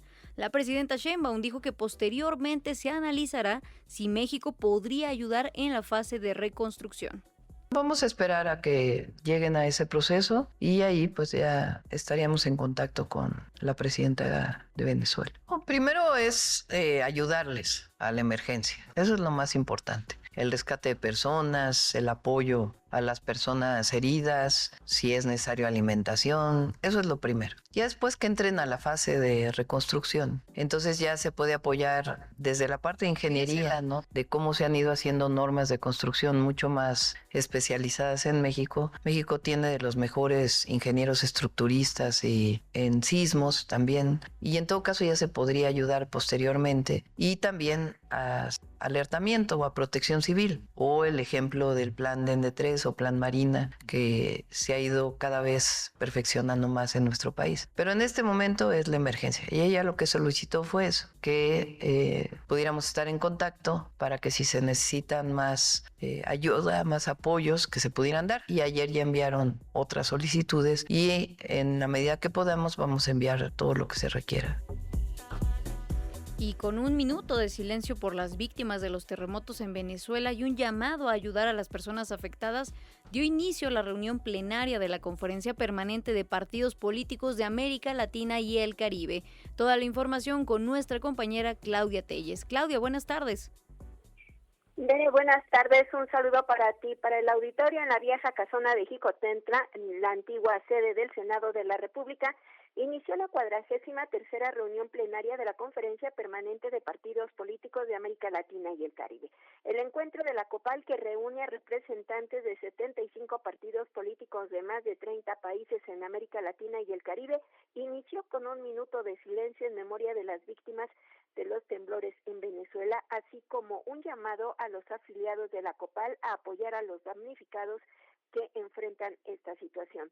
Al inaugurar el encuentro, su actual presidente, Alejandro Moreno, señaló que América Latina y el Caribe asisten a un profundo reacomodo político y donde resulta indispensable fortalecer el nuevo papel de los partidos políticos. Vamos a escuchar. Frente a este panorama, resulta indispensable fortalecer el nuevo papel de los partidos políticos como instrumentos de representación social y popular, de canalización institucional de la demanda y también del conflicto, institutos de pedagogía política, formación de liderazgos, articulación territorial y construcción democrática con consensos. En la mesa, los grandes desafíos de la gobernabilidad democrática de América Latina y el Caribe, Dolores Gandulfo, vicepresidenta de la COPAL y secretaria del Parlasur, destacó que América Latina es la región con más regímenes democráticos, pero también con más desilusión en este modelo político. Vamos a escuchar. La gente vota, pero no llega a fin de mes, la gente vota, pero tiene miedo a salir a la calle, la gente vota, pero no accede a una vivienda digna, la gente vota, pero siente que sus hijos van a vivir peor que ellos, la gente vota, pero no encuentra en la política una respuesta a la ansiedad, la precariedad y la incertidumbre. Entonces el problema no es solamente institucional, es profundamente material. Cuando el Estado pierde capacidad para garantizar seguridad, empleo, protección social, educación, salud, vivienda o estabilidad económica, la democracia empieza a vaciarse de contenido social. El voto permanece, pero se debilita la percepción de la política como herramienta transformadora de la realidad. Por otra parte, Bere, también te comento que en la Cámara de Diputados se instaló un centro de acopio en apoyo a los damnificados por los sismos en Venezuela, y la invitación es a la ciudadanía para que se sumen a estas tareas de apoyo para las personas afectadas por estos sismos en Venezuela. El reporte. Claudia, muchas gracias, sobre todo también porque en estos momentos es esencial cualquier esfuerzo de solidaridad y articulación entre los pueblos de Latinoamérica ante esta tragedia que vive ahora el pueblo de Venezuela. Gracias y buenas tardes, Claudia. Hasta luego. Son ya las 2 de la tarde con 22 minutos ya, hora del centro de nuestro país. Y precisamente para conocer más detalles de cómo se está viviendo pues estas labores de rescate que ahora se realizan de manera ininterrumpida en Venezuela, sobre todo también en zonas afectadas como la Guaira, nos enlazamos con el licenciado Germán Vázquez García, coordinador internacional de logística y medios de Brigada Internacional Topos Azteca. Buenas tardes, licenciado, ¿cómo se encuentra? ¿Qué tal? ¿Cómo estamos?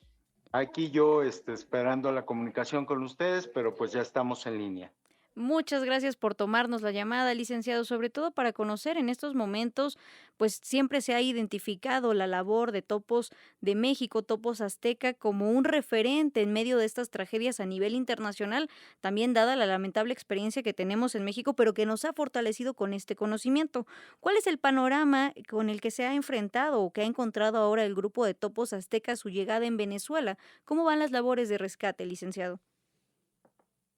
Mira, las labores de rescate van viento en popa, todo está saliendo conforme a lo que no esperábamos, pero se está haciendo.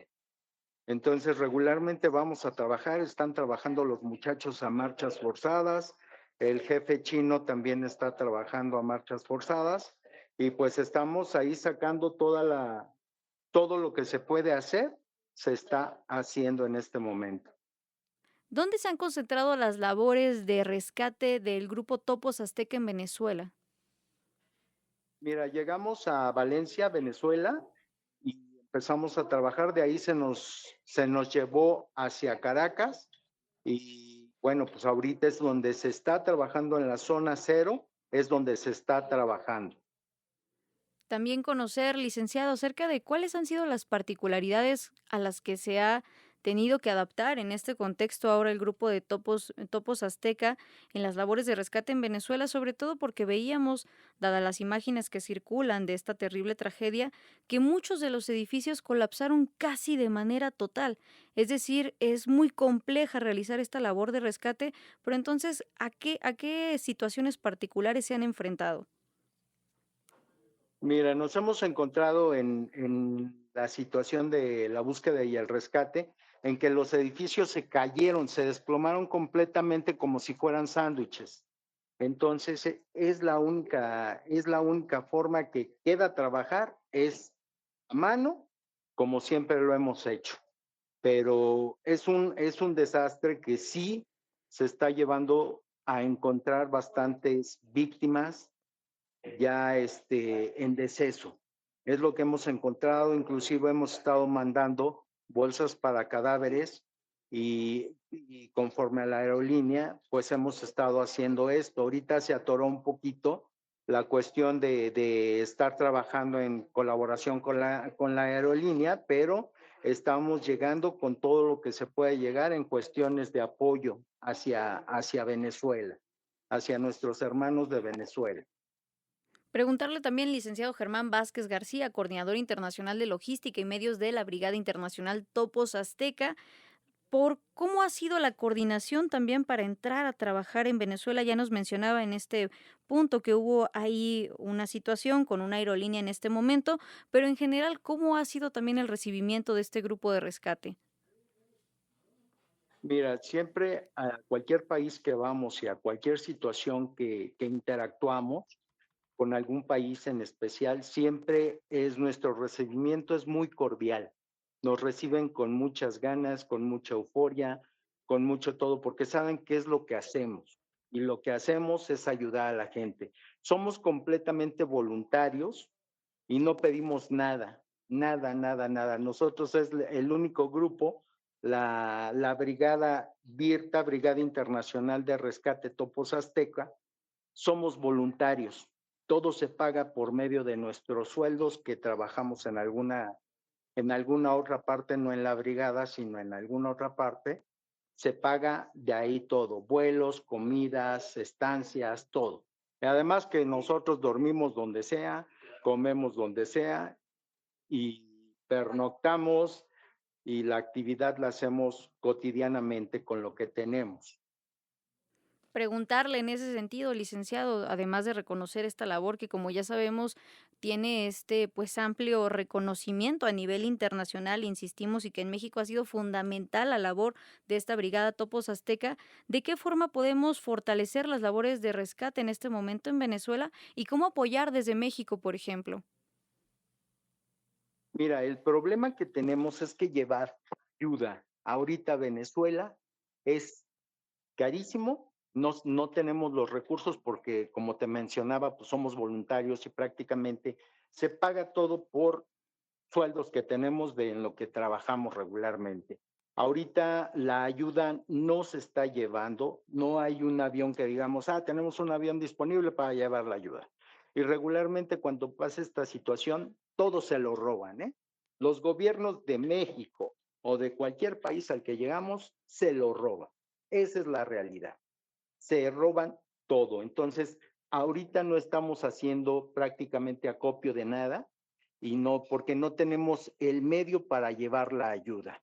Estábamos consiguiendo un avión, si conseguíamos un avión con diferentes tipos de plaza, lo íbamos a hacer, pero si no, pues no podemos llevar ayuda de ningún tipo, más que la que ya estamos trabajando allá y estamos procurando llevar medicamento, las bolsas para cadáveres y todo lo que se pueda ir llevando que no es tan pesado y que lo podemos llevar en la aerolínea, pues lo estamos haciendo. Una situación compleja, ya lo decíamos, lo que se vive en Venezuela, sobre todo con estos apuntes que ya nos hacía el licenciado Germán Vázquez García, coordinador internacional de logística y medios de Brigada Internacional Topos Azteca. Por último, también preguntarle cuántas personas de esta brigada se encuentran actualmente laborando en Venezuela y cuál ha sido el resultado de estos trabajos. Mira, los resultados de estos trabajos han sido que se han recuperado víctimas.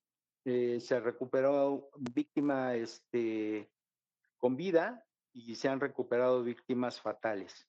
Ese es el resultado de lo que se ha estado haciendo y se ha entregado, pues bueno, a sus familiares de las personas en Venezuela. Y pues esa es una situación muy reconfortante para la familia.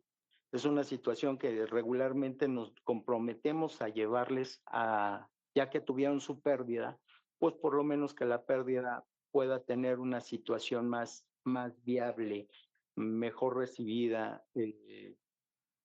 Muchas formas de expresártelo, pero la única forma de que lo pueden ver es preguntando a las familias, porque al momento de llevarles a una persona que ya está en deceso, ellos pueden dar una sepultura correcta a la persona que ya falleció.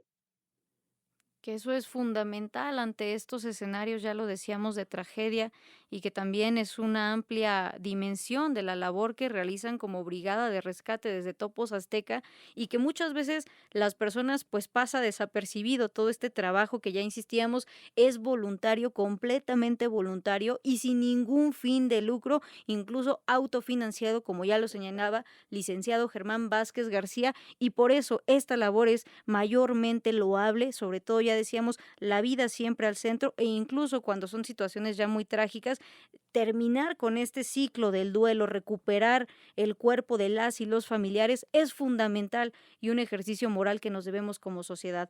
Licenciado, muchísimas gracias y seguimos en contacto con lo que necesite en estos momentos la Brigada de Topos Azteca en Venezuela. Muchas gracias y buenas tardes.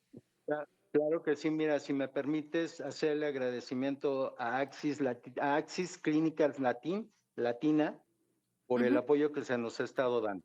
Claro que sí. Darles las gracias y muchísimas gracias a ti, Berenice, por este espacio, y estamos en comunicación. Cualquier cosa que necesiten de información o de alguna otra cosa, estamos al pendiente. Seguimos. Muchísimas gracias. Muchas gracias, licenciado. Gracias. Seguimos en contacto. Hasta luego. Gracias.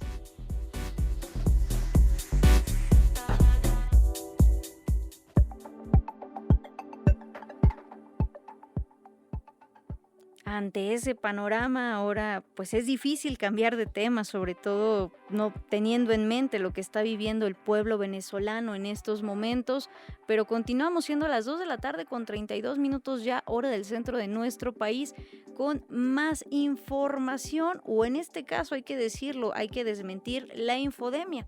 Y es que el diario del New York Times difundió en días recientes señalamientos sobre presuntas investigaciones del gobierno de Estados Unidos contra los gobernadores de Sonora y Tamaulipas.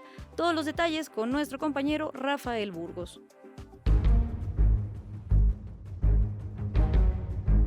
En redes sociodigitales y medios de comunicación circulan dos versiones: que los gobernadores de Sonora, Alfonso Durazo, y de Tamaulipas, Américo Villarreal, estarían siendo investigados por el gobierno de Estados Unidos por presuntos vínculos con el narcotráfico. Ambas versiones tienen su origen en reportajes publicados por el diario The New York Times. Sin embargo, en los dos casos la información se sustenta únicamente en fuentes anónimas, sin aportar pruebas objetivas, documentos verificables, ni confirmación de autoridad alguna. El propio diario reconoce que no existe notificación oficial de tales investigaciones. En el caso de Sonora, el gobernador Alfonso Durazo envió una carta al editor del Times, en la que respondió que no ha recibido notificación alguna por parte de ninguna autoridad competente, ni en México ni en el extranjero, respecto a la existencia de alguna investigación en su contra. Añadió que tampoco existe actuación oficial conocida que respalde lo publicado, y solicitó al diario rectificar la nota y precisar que en este momento no se cuenta con información oficial públicamente confirmada.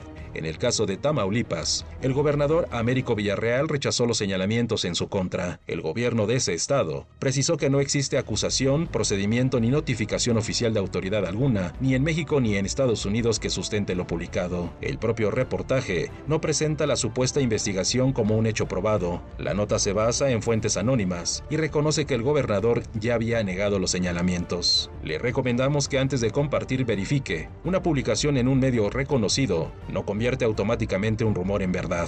Consulte fuentes oficiales, contraste la información y no deje que la desinformación viaje más rápido que los hechos. Para Imer Noticias, Rafael Burgos.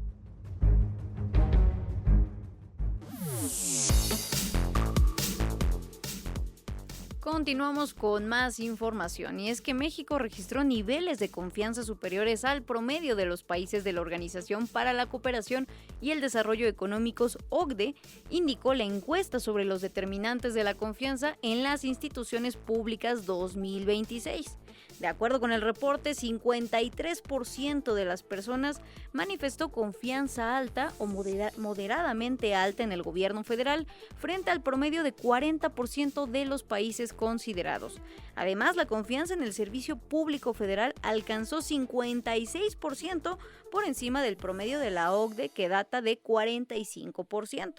Otros datos relevantes del estudio es que el 61% de la población confía en la Policía Nacional, el 51% confía en los tribunales, mientras que la confianza en los partidos políticos se sitúa mucho más abajo, en 34%. Además, las personas jóvenes en México reportan menos confianza, es decir, un 49%, que las mayores de 50 años, que están en el 60%. Entre las mujeres en México, la proporción de confianza alta o moderadamente alta en el gobierno federal es de 4 puntos porcentuales menor que entre los hombres. La confianza, un amplio indicador también de lo que estamos viviendo como sociedad.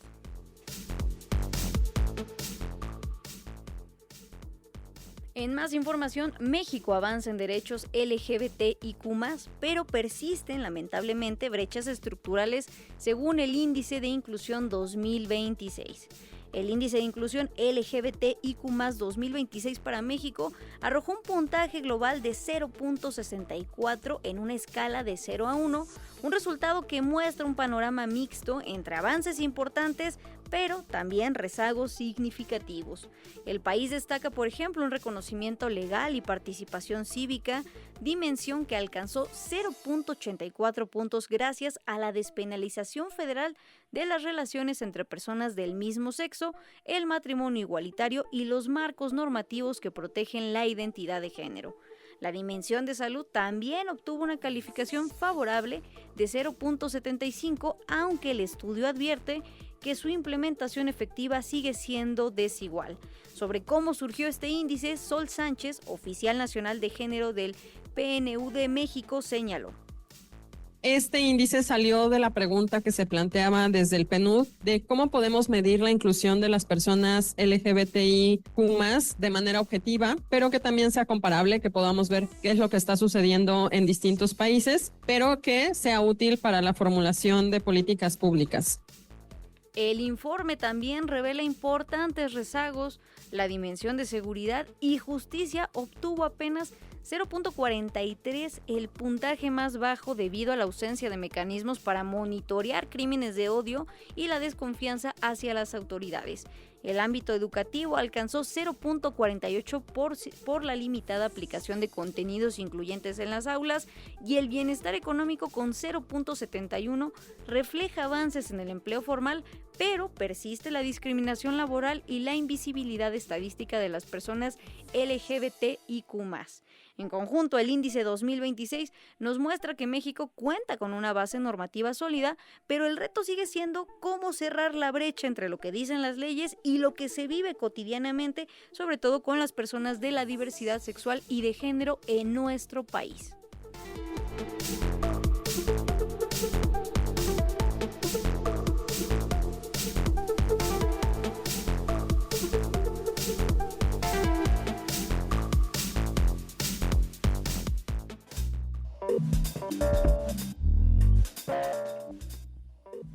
Como siempre, ya estamos en la recta final de nuestra emisión del día de hoy, Imer Noticias, tu punto de referencia, pero antes tenemos que decir que en este mundial el espíritu competitivo se desborda hasta las calles con un contendiente inesperado.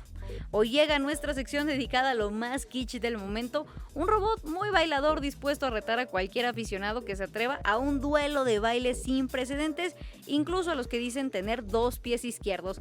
Todos los detalles con nuestra compañera Fernanda López. Es hora de sacar los prohibidos, pues la fiesta mundialista sube de nivel y ahora con el robot que perrea. Lo que parecía una foto con la afición se salió de control con un reñido duelo de baile reggaetonero entre un robot muy mexa y un aficionado. En el video que circula en redes sociales se puede ver una multitud muy prendida, grabando y aplaudiendo, sobre todo al robot. Algo que sí es muy notorio es que la verdad no lo hace tan mal. A lo que yo vine fue a esto. Robot y humano, dando lo mejor de sí para demostrar quién lo hace mejor. Se ve que sí le sabes, Luisito.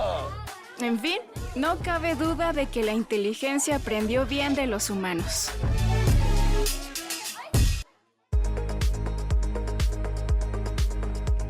Ahí nuestra cápsula de lo más kitsch del día de hoy, lunes 29 de junio de 2026.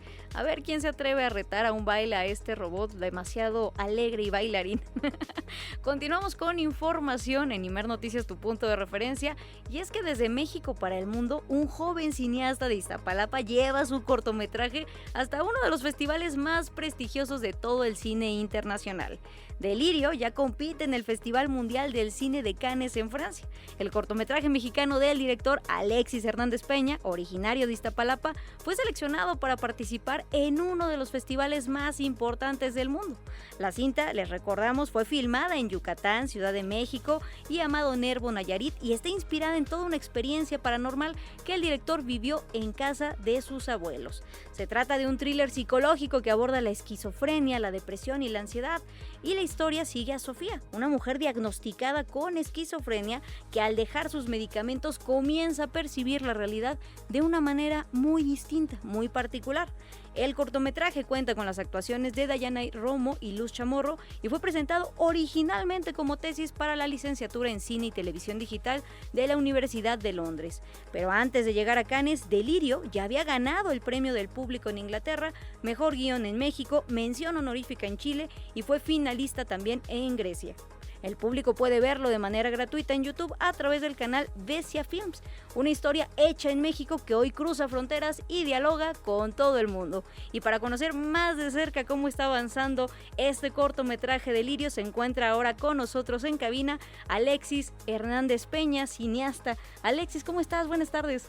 Hola, buenas tardes. Antes que nada, muchas gracias a Imer Noticias por la oportunidad, por el espacio. Estoy muy contento de estar aquí y más contento aún de habernos llevado el premio de Mejor Filme Latino Hispano en el World Film Festival en Cannes. Que eso es a lo que íbamos a llegar, esa es la noticia que traemos el día de hoy efectivamente, pero cuéntanos Alexis, ¿cómo ha sido también todo este recorrido de este cortometraje que ya decíamos, pues nace en un contexto muy particular y también la temática no es algo que se suele abordar de manera tan explícita, tan común en la sociedad y menos en el cine, pero entonces, ¿cómo has visto crecer este cortometraje y moverse a lo largo del mundo, tu cortometraje? Claro, ver crecer mi cortometraje ha sido como ver crecer a un hijo. No tengo hijos, pero me imagino que así se siente, o tal vez mucho mejor, pero fue muy bonito desde que concebí esta idea. Como ya bien lo platicabas en la introducción, se me ocurrió después de que me espantaron en la casa de mis abuelitos en Nayarit. Entonces, esta experiencia me hizo abrir mis horizontes de creer lo que es real y lo que no es real, porque cuando le platiqué a mi familia lo que me había pasado, no me creyeron y me dijeron, no, que estaba soñando, o sea, lo clásico, no te lo imaginaste, fue tu mente. Pero entonces después de que uno vive una experiencia paranormal, ahí es cuando se abre la pauta para que nuestra mente piense más allá de lo convencional. Entonces, una vez que comencé a filmar este cortometraje, lo edité, como que todo se fue dando de una manera muy bonita. A mí me gustó bastante cómo fue este proceso y verlo llegar a festivales internacionales, como por ejemplo ganar el premio a mejores efectos visuales en la India o recibir una mención honorífica en Grecia. Eso es muy bonito porque significa que desde otros lugares, desde otras latitudes donde ni siquiera hablan español, pues pueden apreciar el arte mexicano, el arte con mensaje. La mayoría o prácticamente todos de mis cortometrajes y documentales abordan temáticas que nos conciernen a todos como sociedad, problemáticas sociales, y el hecho de yo poder transmitirlas mediante el séptimo arte, eso es mi mayor logro, tocar corazones y que las personas puedan reflexionar y concientizar.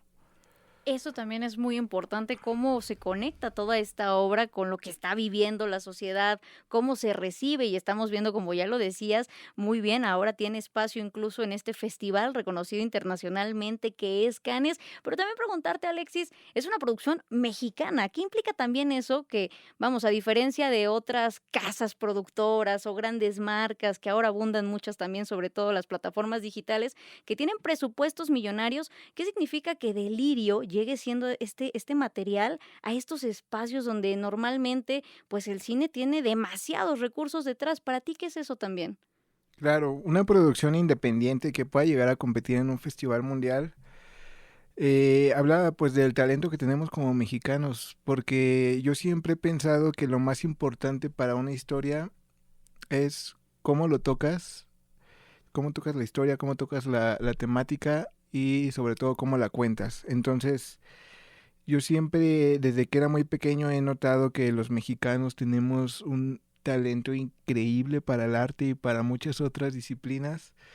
Entonces, nuestra sensibilidad narrativa, la forma en la que nosotros abordamos las temáticas y transmitimos las emociones, eso lo pueden llegar a sentir personas que no comprendan la situación actual del país, que no sepan probablemente ninguna palabra en español, pero el hecho de que con imágenes, con acciones, puedan ellos sentir y competir con producciones que costaron 15, 20, 100 veces más, eso la verdad me llena de orgullo y es lo que me gustaría transmitirles al público, que nunca se limiten por sus limitaciones.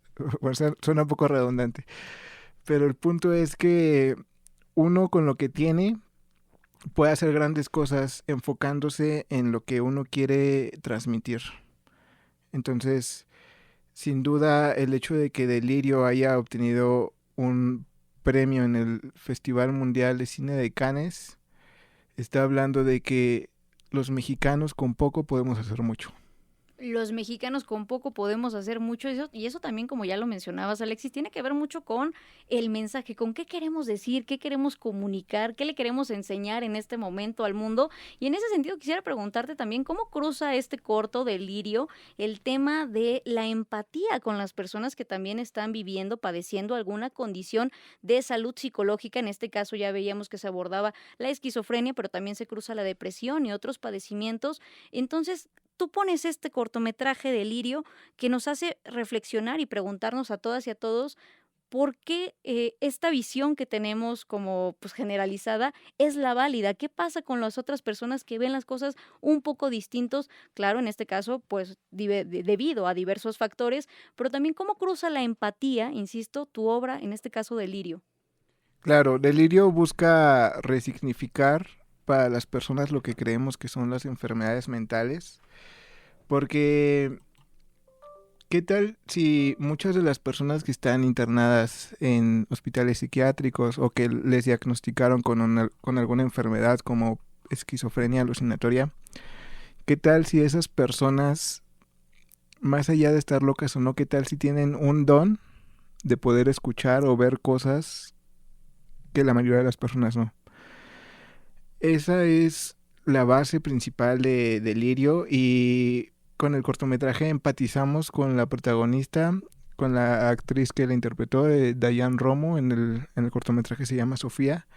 Entonces empatizamos y nos volvemos también parte del cortometraje, porque empezamos creyendo una cosa pero terminamos viéndola de otra forma, y así es como debería ser la mayoría de las cosas que pensamos. A veces las cosas que pensamos las damos por hecho que ya son así, pero muchas veces si lo vemos desde otro punto de vista, si le damos vuelta a la moneda y lo vemos desde otras perspectivas, podemos comprender cosas que antes no podíamos comprender. Entonces, la conexión con la historia y con la temática, en este caso las enfermedades mentales, es muy importante para que todos juntos podamos darle otro vistazo a la temática y pues a ver con qué pensamiento nos vamos. El chiste es reflexionar Y abrirnos también a estas otras miradas y formas de entender y ver el mundo. Sobre todo, como ya lo decíamos, hay factores, condiciones detrás, pero también quisiera preguntarte, porque abordas en Delirio este tema también de lo paranormal, ya empezábamos esta plática haciendo referencia a ello.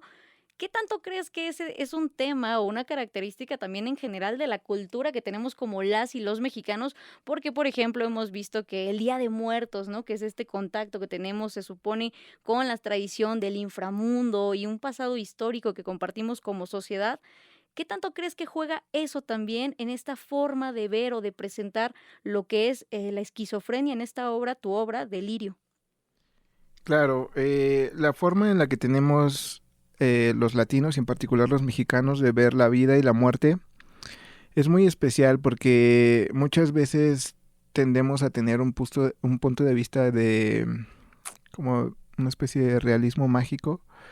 Entonces es muy importante darnos cuenta que la muerte y la vida son una etapa, y más que una etapa es una fase por la que todos vamos a pasar, y verla desde una perspectiva positiva, y eso es lo que hacemos mucho los mexicanos, ¿no? Con el Día de Muertos es una fiesta increíble.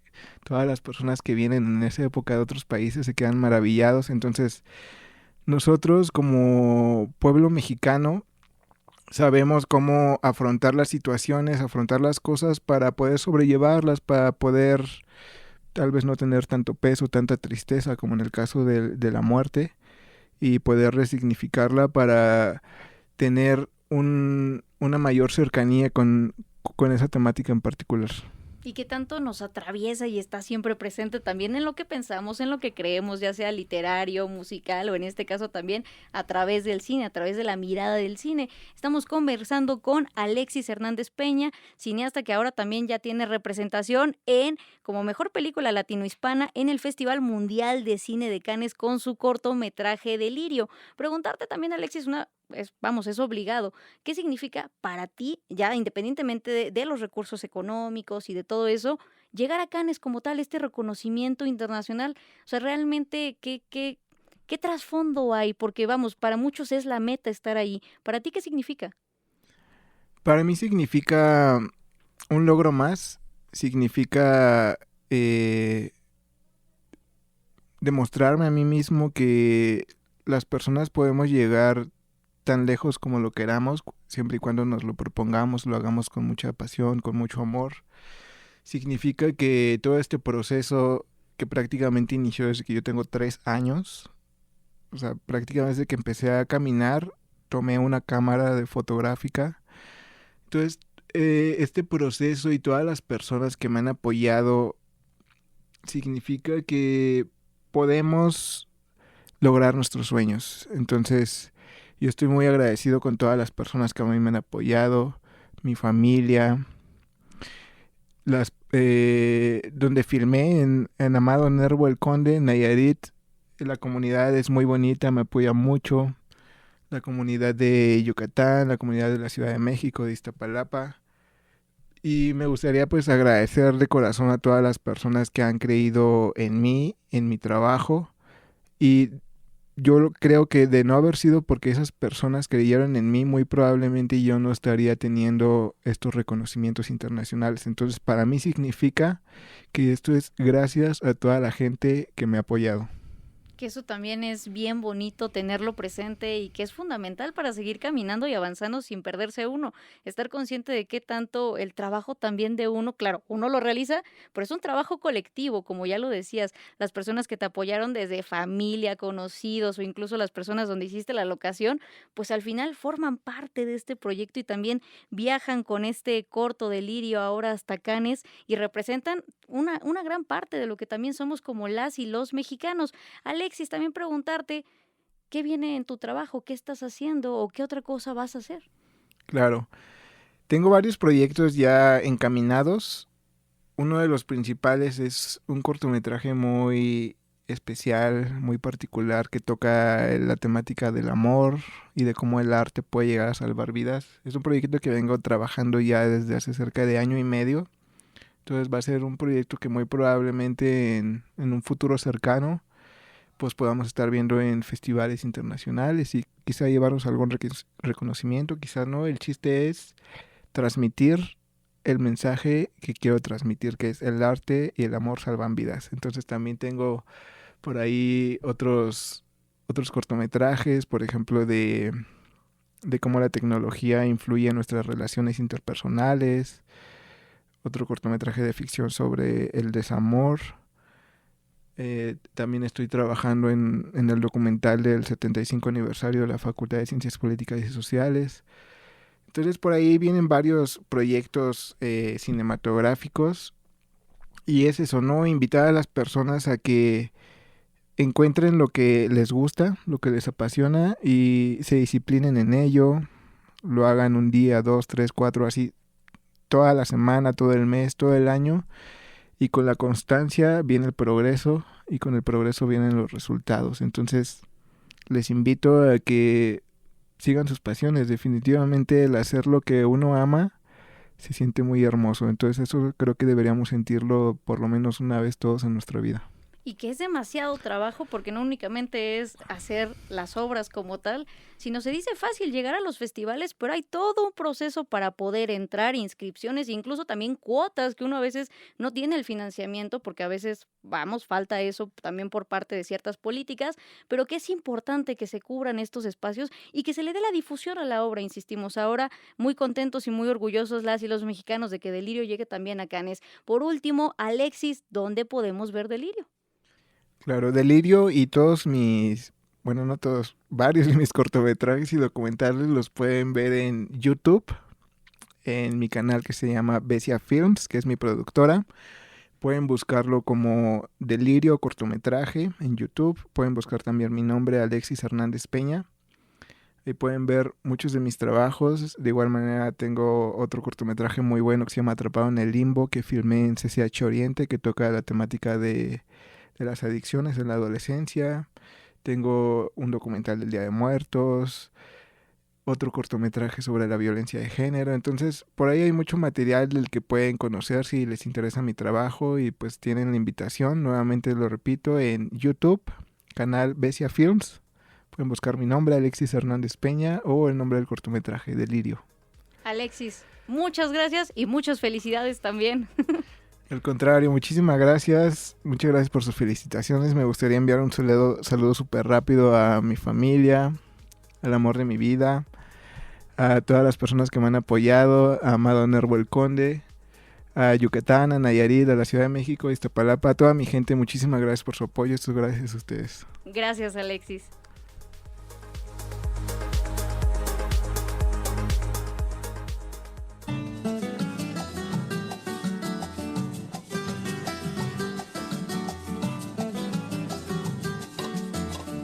Solidario y militante, alza el mundo su palabra para que la puerta se abra de la prisión indignante. Vaya la palabra entera por ese luchar profundo, por Chile y por su bandera, de la solidaridad del mundo.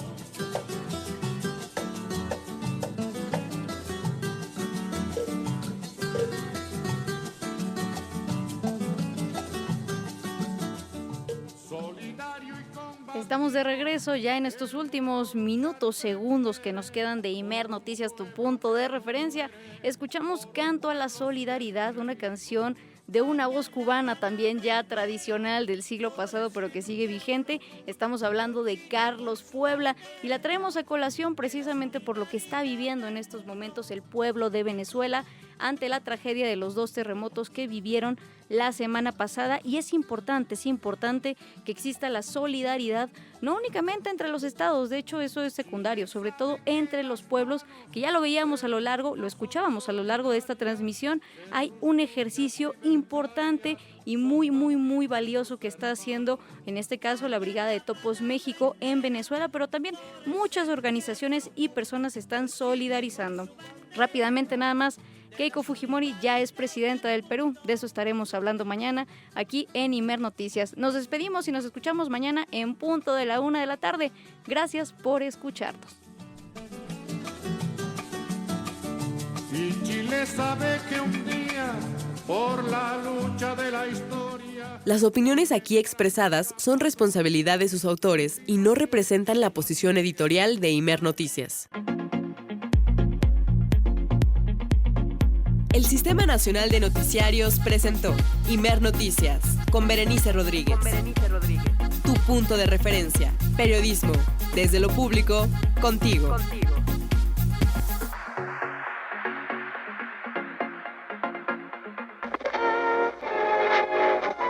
¿Qué hizo?